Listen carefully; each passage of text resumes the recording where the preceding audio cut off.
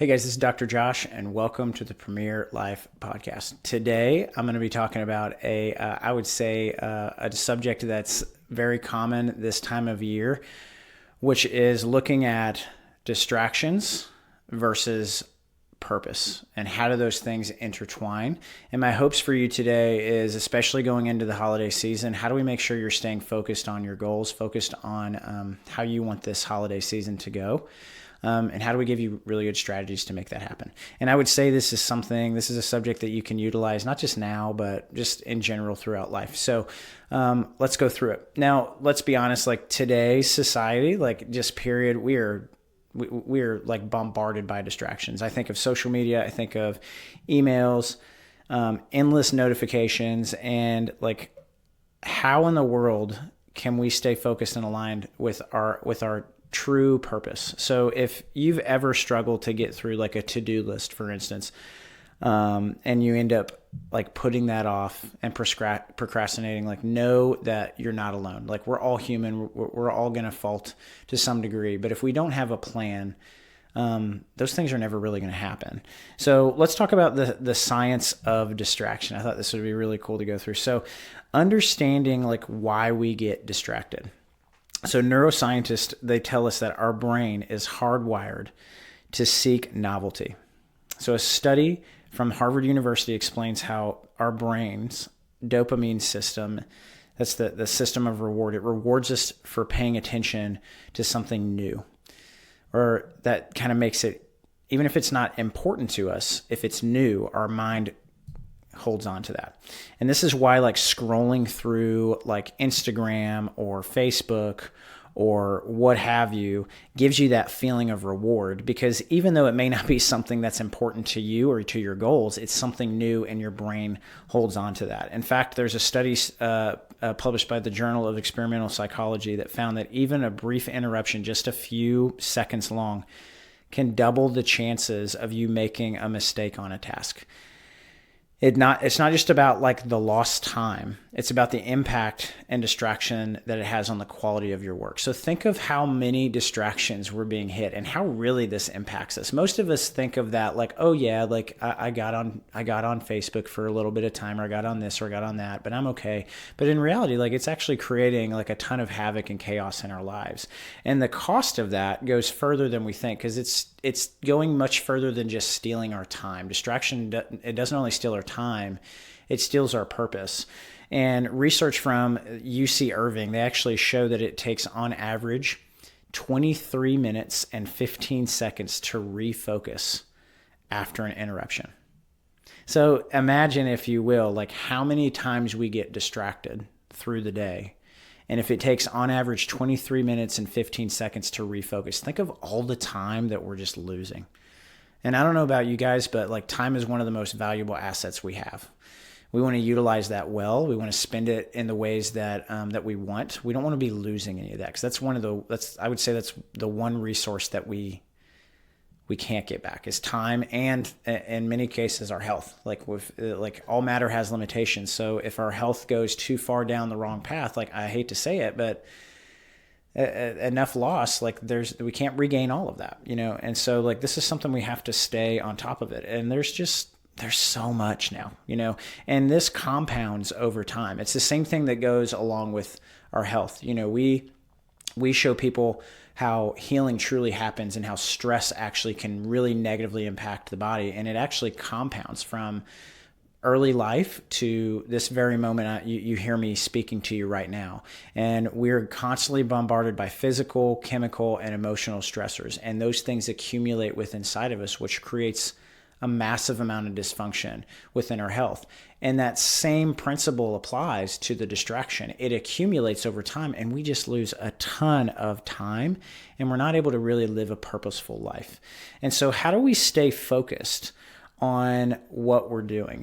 How do we prevent this distraction? So I want to go through a few different options, a few different like activities that you can do. So one is clarify your purpose. So this is your why. Why do you want to do it? I talk about your why a lot because the why is what drives you. I mean, When you start with your why, it's a strong purpose that drives discipline and focus. So what I want you to do is I want you to write down 3 priorities for the week. Ask yourself, are your daily actions aligning with your priorities? Number 2, time blocks. So a study out of the behavioral research in accounting found that structuring your day into time blocks significantly reduces procrastination, and it actually boosts task completion rates. So you use the tools we have tons of tools now where you can use like your phone, Google Calendar, notes. You can write that down, but break those things up into little bitty times. That's going to make you more successful. I want you guys to be successful. I love getting to see people reach their goals, whether it's in a health perspective or in business or spiritual or what have you. I want you to see that, and this will help allow you to do that. Number 3, eliminate digital clutter. So turn off non-essential notifications. Create a distraction-free zone. The American Psychology Association recommends decluttering your digital space to limit overstimulation. How wild is that? So I think this is awesome. I know when I first started studying the scripture, my grandfather, who has been a deacon for many years, was giving me pointers on how do you stay on task with this. And this was one of them. He was like, hey, you have to create a room or create a space where you separate yourself. I think this is perfect in order for you to like really hit those goals. Because I know a lot of us who have things that we want, but we just don't know how to stay really focused on them. And this is one awesome way to make sure that you're doing that. Number 4, this is the 2-minute rule. I really like this one. So basically, like, procrastination typically comes from feeling overwhelmed. So use this 2-minute rule, which is if a task takes less than 2 minutes, do it immediately. If it's a larger task and it takes longer than that, like break that into steps. So look at look at what you're doing. How long is it going to take? Okay. How do I help do this in multiple time frames? And that way you're more likely to actually get it done. And if you break it into steps, like you're not sitting here thinking like, oh my gosh, I have to get all of this done now. It's like, okay, I'll get this part and this part and this part. Deep work and single tasking. So Carl Newton, he's the author of Deep Work, emphasizes the power of focus on one thing at a time. So multitasking actually reduces productivity by 40%. According to a study from Stanford. So train your body to focus on one thing at a time. So this even goes into the 2-minute rule, right? Is focus on the one task that you have to do right now and try to minimize those distractions around you. Mindful practices like meditation and mindfulness can really train your brain to resist distraction. So there's a study from the Mellon University found that even 10 minutes of mindfulness a day reduces stress and increases focus. So there's actually apps like Headspace or Calm that can actually incorporate like mindfulness into your routine. I think this is one thing that we kind of like devalue, so to speak, is meditation and mindfulness. Everybody thinks like, oh, I don't have time for that. But if you take the time for it, it will make time for you and the things that you prioritize. Staying consistent, right? So focus on what you need to do today. And dude, it's just about building habits. Like I know I've referred to Atomic Habits as well, but like it's the consistency that makes the change. So like create accountability. So share your goals with loved ones. I mean, studies show that writing your goal down and sharing them with someone else increases the likelihood of you following through anywhere between 65 and 90%, depending on it. And then make a reward system. I mean, like have a goal. When you hit the goal, like what do you want to do with it? Like if you're not rewarding yourself, then you're less likely to actually like hit that reward. So think of what you want. Think of the things that you love and incorporate those things in that. Like I think of, for instance, like my wife has goals, and we both do.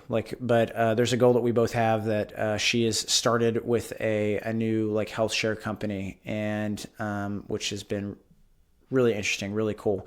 helping a ton of people in that way. But there's a goal that she wants to hit. And one of her mentors said, if hit the goal and make a reward, but make it with your kids.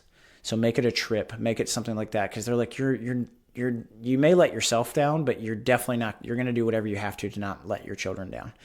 And in doing that, that has like heavily motivated her to like push this forward, which is super exciting to see. Cause I love getting to see people reach their goals, but especially when they're loved ones of mine, like it's just, that's truly a gift.